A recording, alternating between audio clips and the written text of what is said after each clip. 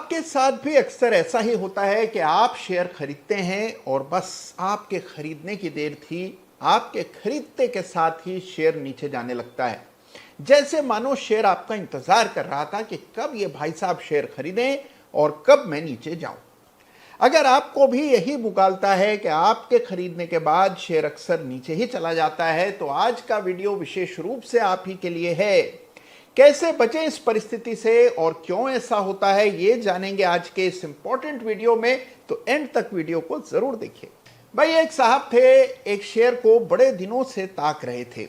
जब देखते थे दूर दूर से, तब तो शेयर लगातार ऊपर चलता जा रहा था।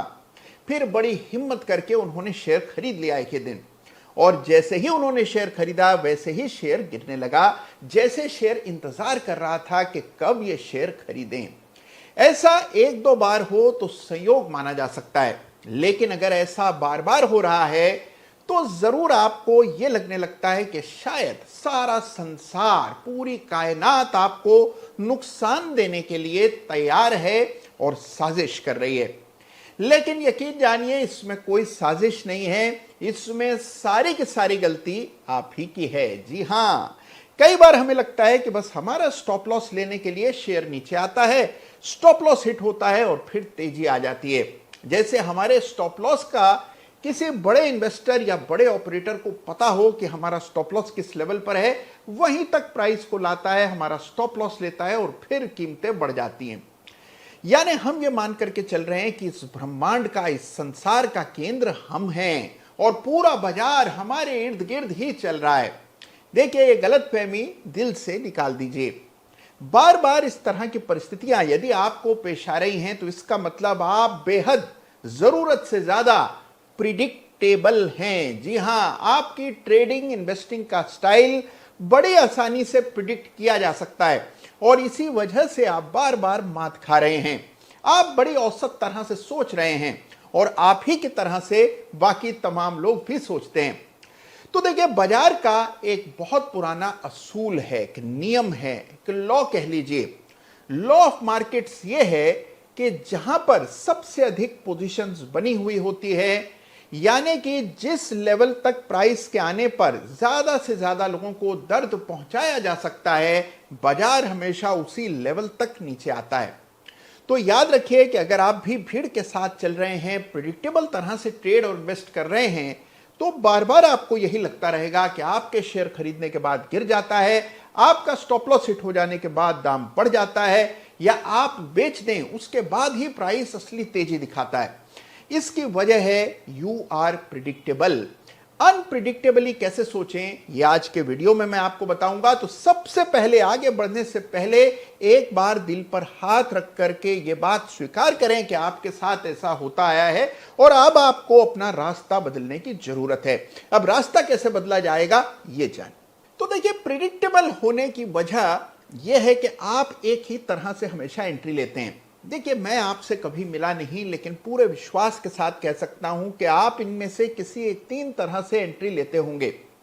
एक, जब प्राइस पर ब्रेकआउट देखने को आपको मिलता है, यानी कि प्राइस ने किसी रेजिस्टेंस को ब्रेक किया, आपने खरीद की।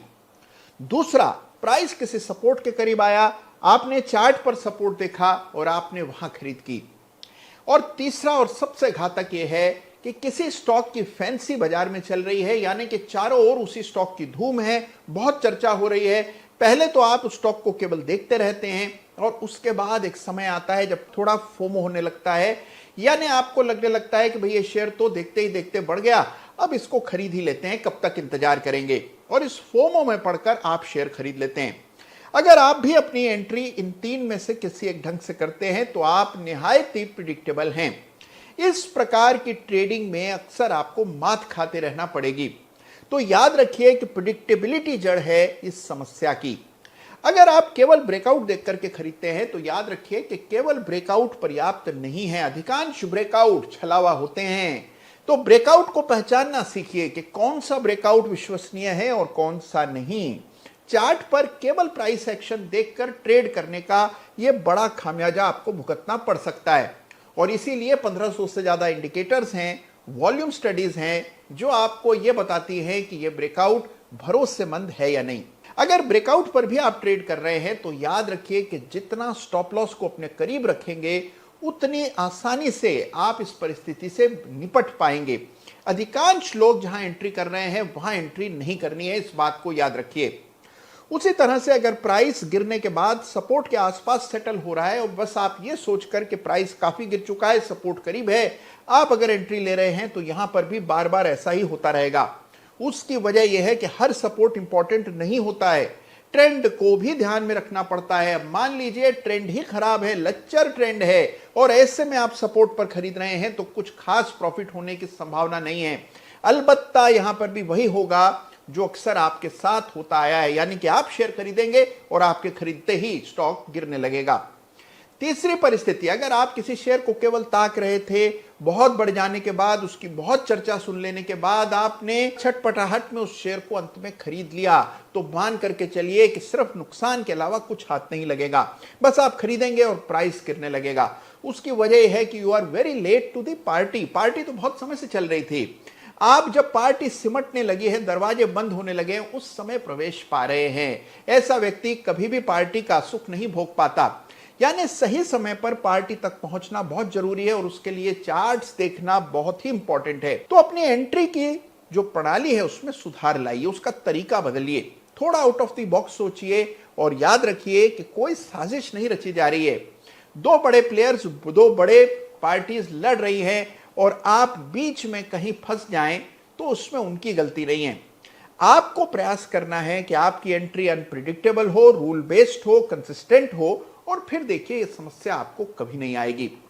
तो मैं उम्मीद कर रहा हूं कि बजाय भाग्य को दोष देने के अब आप पहली बार ओनरशिप लेंगे अपनी गलतियों की, थोड़ा सोच विचार करेंगे, थोड़ा मंथन करेंगे और थोड़ी अपनी राह बदलेंगे। और अगर आपने अपनी एंट्री सुधार ली तो मान करके चलिए आप शेयर खरीदेंगे और आपका माइडस टच जैसे ही स्टॉक को छू लेगा, प्राइसेस यूं बढ़ते चले जाएंगे।